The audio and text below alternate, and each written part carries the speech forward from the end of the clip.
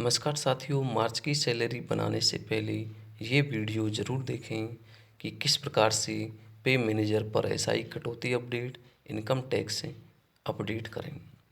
सबसे पहले वीडियो की पे मैनेजर आईडी से पे मैनेजर पर लॉगिन कर लेना है। उसके बाद में बिल प्रोसेसिंग में जाएंगे।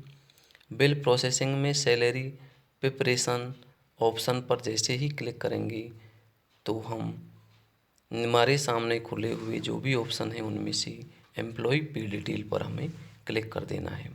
जैसे ही इस पर क्लिक करेंगे तो डीडीओ के मोबाइल नंबर पर ओटीपी जाएगा।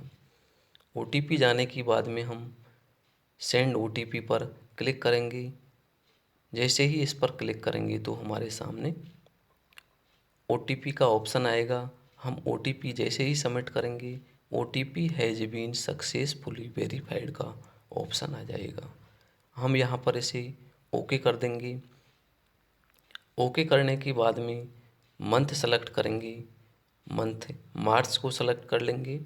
इसके बाद में ईयर 2022 सेलेक्ट करेंगे। उसके बाद में जो भी हमारे ग्रुप का नाम है वो सेलेक्ट करेंगे। जैसे ही ग्रुप को सेलेक्ट करेंगे हमारे ग्रुप में जो भी एम्प्लॉई है वो हमारे सामने खुल जाएंगे।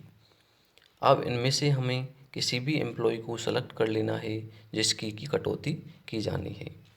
जैसे ही एम्प्लॉय पर क्लिक करेंगे उसकी संपूर्ण डिटेल हमारे सामने खुल जाएगी।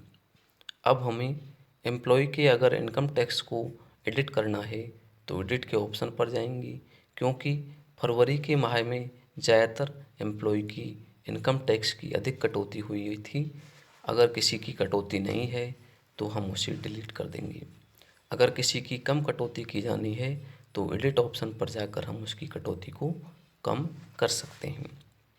जैसे ही एडिट पर जाएंगे तो अमाउंट का ऑप्शन आएगा।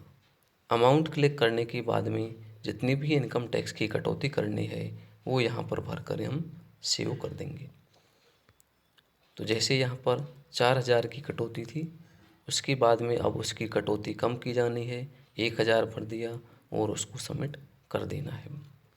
सबमिट करने के बाद में डिडक्शन अपडेटेड सक्सेसफुली का ऑप्शन आएगा, जिसे कि हमें ओके कर देना है। इसके बाद में अगर किसी एम्प्लॉय की एसआई की कटौती एडिट करनी है, एसआई का फर्दर कॉन्ट्रैक्ट भरना है, एसआई की कटौती में वृद्धि करनी है तो एडिट ऑप्शन पर जाएंगे।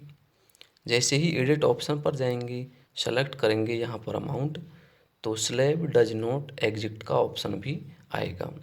अर्थात हम यहाँ से एसआई की कटौती को अपडेट नहीं कर पाएंगे। तो यहाँ पर हमें ओके कर देना है और इसके लिए हम दूसरे ऑप्शन में जा कर के एसआई की कटौती को बढ़ा सकते हैं, क्योंकि यहाँ से अगर स्लैब के माध्यम से या अमाउंट के माध्यम से पे मैनेजर कटौती को नहीं ले रहा है तो इसके लिए हम ओके कर देंगे इस पर स्लैब डज नॉट एग्जिट को। और ओके करने के बाद में हम बिल प्रोसेसिंग में दोबारा से जाएंगे।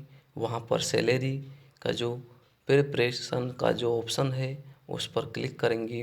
जैसे ही क्लिक करेंगे तो हमारे सामने बल्क डिडक्शन का ऑप्शन आएगा, जिस पर कि हमें क्लिक कर देना है। बल्क अलाउंस और बल्क डिडक्शन को जैसे ही हम ओके करेंगे तो हमारे सामने बल्क डिडक्शन के ऑप्शन में बिल नेम आएगा, डिडक्शन आएगा, टाइप आएगा और अमाउंट आएगा।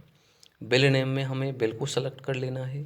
उसके बाद में डिडक्शन में जो भी हमें एसआई की कटौती करनी है तो एसआईपी ऑप्शन को क्लिक कर देना है। जैसे ही इसे क्लिक करेंगे उसके बाद में टैब पूछा जाएगा फॉर्मूला, अमाउंट और स्लैब। तो यहाँ पर हमें अमाउंट को सेलेक्ट करना है। अमाउंट सेलेक्ट करने के बाद में यहाँ पर जो एम्प्लॉय की लिस्ट दी गई है उसमें से हमें जिस एम्प्लॉय के भी एसआई में अपडेट करना है उसी को यहाँ पर टिक करना है। यहाँ पर सबका टिक हो रहा है इसलिए हम यहाँ पर सबके टिक को हटा देंगे।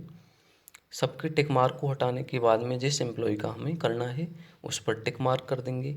टिक मार्क करने के बाद में यहाँ पर हम अमाउंट उस एम्प्लॉय की भर देंगे। अमाउंट भरने के बाद में हम यहाँ पर उसे सेलेक्ट कर देंगे। सेलेक्ट करने के बाद में जितना अमाउंट हमने सेलेक्ट किया है यहाँ पर सबमिट कर देंगे।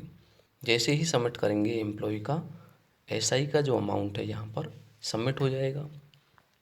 इस प्रकार से हम अगर एम्प्लॉय पे डिटेल से एसआई अपडेट नहीं हो रहा है तो बिल प्रोसेसिंग में जाकर बल्क डिडक्शन में हम एम्प्लॉय की कटौती को अपडेट कर सकते हैं।